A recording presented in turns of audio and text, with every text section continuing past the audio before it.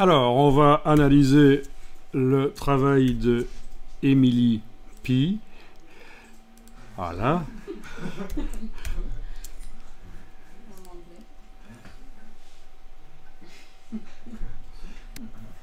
Voilà, touche F. Ok, encore une fois la canette avec des bulles dessus, non, je veux dire des gouttes. Alors, qu'est-ce qu'on a ici? Ah, c'est du kiwi. Suggéré là en fond, le kiwi. Et on a même... Ouais, super, j'adore. Le kiwi. Ils sont super rigolos, vous avez vu des vidéos là-dessus. Ils vont à une vitesse dingue, ils marchent doucement et puis tout d'un coup ils démarrent comme Usain Bolt. J'ai pas fait la blague du kiwi, quoi. Mais je sais pas pourquoi ça s'est mis tordu. Ça s'est mis tordu. Oui, ça peut arriver que, à cause de la courbure sur le dessus, le décal ne se met pas parfaitement. Parfois, il suffit de le réduire un peu, mais donc c'est pas l'idéal en fait pour mettre, voilà, pour mettre un décal sur une boîte. Le système de l'UV est meilleur, ça tord pas. Mais c'est pas grave, ce n'est qu'un projet. Alors le fait que la boîte soit blanche sur le côté... ah oui, et avec la baguette magique, tu as remis du métal au-dessus ou alors tu as mis avec la baguette magique le blanc seulement sur le bord, sur le côté là? Tu ne te souviens plus comment tu as fait parce que là, il y a deux matières visiblement sur la boîte. Oui, mais je sais plus laquelle j'ai changé. Je crois que j'ai changé là-dessus. Ok. Elle m'a commis ça toute faite. Donc, il n'y a pas une blanche. Une boîte toute faite blanche, répondez-moi un peu les autres si vous pouvez m'aider. Je suis pas sûre d'avoir changé ça. Elle était... Ah, je sais pas. Je sais plus. En- Voilà, en tout cas c'est pas mal. Je vais faire le rendu et on voit un peu mieux. Donc ce qui est bien c'est que c'est suggéré, le kiwi là, il est comme un motif pas tellement visible, c'est pas mal ça. Vous aimez bien les autres? Vous seriez prêt à goûter du jus d'oiseau? Moi, je confonds avec le Sprite. Ah, c'est vrai que ça ressemble à un Sprite en effet. Juste ça. En effet. Comment faire la différence Sinon, j'aime bien. avec le Sprite? Peut-être marquer plus la différence, en effet. C'est pas idiot du tout ce que tu as dit. En effet. Bon, mais merci. Alors ici, on va reparler du présentoir en 3D. Vous vous souvenez qu'on a fait le présentoir en 3D et on était arrivé à ce stade-ci.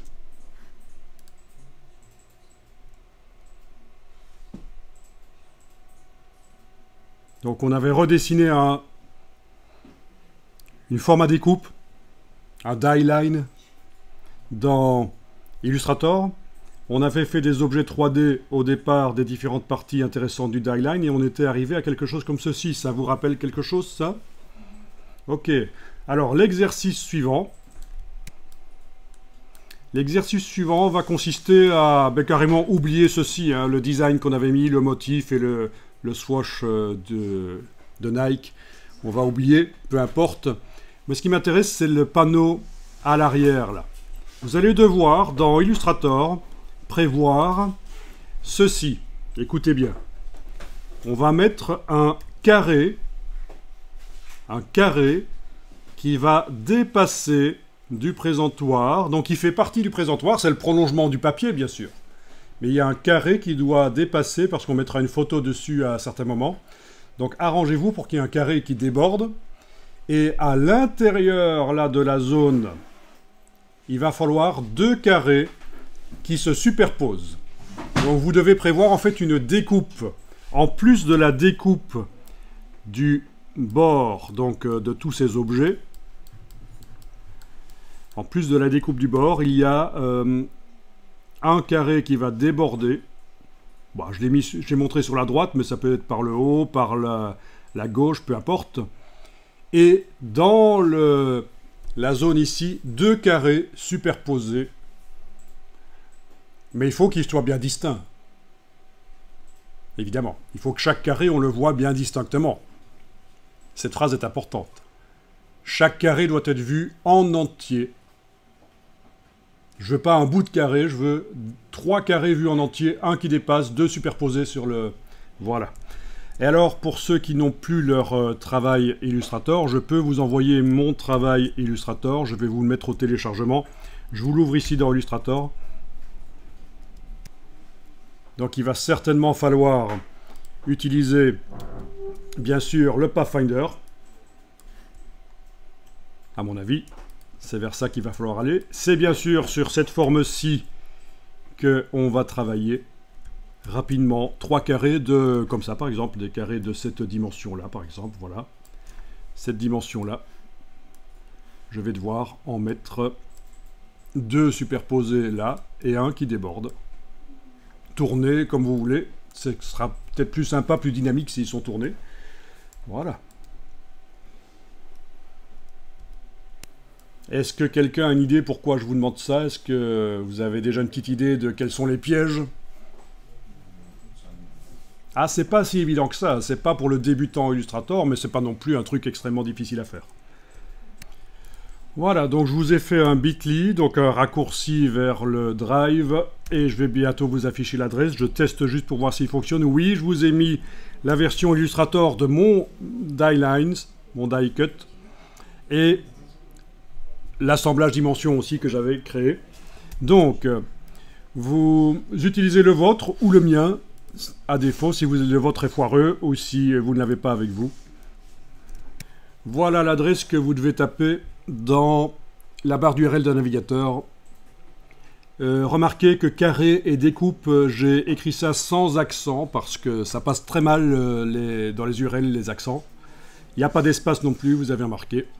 Voilà, si vous tapez juste ça, ben je peux vous l'envoyer par mail aussi tout de suite. Si vous êtes un peu paresseux pour taper ça, mais franchement, par rapport à l'URL d'origine que je peux vous montrer, c'est quand même autre chose. Hein. L'URL d'origine, la voilà. Si je vous demandais de taper ça, c'est autre chose. Hein. C'est pas humain. Il y a seulement des extraterrestres de mon genre qui y arrivent. Ok.